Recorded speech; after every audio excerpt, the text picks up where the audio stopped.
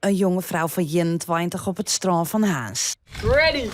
Mijn tal Frieske zwemmers traint ze even mooi. Een tochtje van zo'n kilometer tussen Surg en Haans.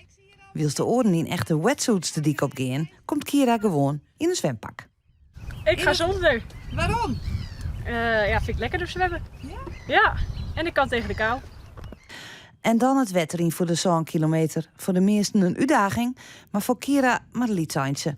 Aanst mat ze 5 eilanden om, maar als gruste Skilge. Waarom wil je dit? Ja, waarom niet?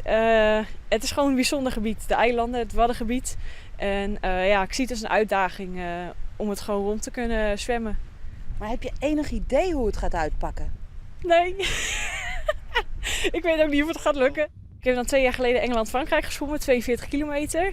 Daar was ik 9,5 uur mee onderweg.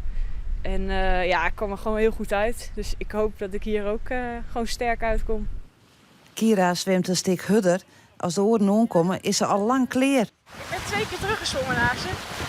Maar ze is nu daar, denk ik. Zijn prestatie is misschien wel vergelijkbaar met die van Maarten van der Weijden.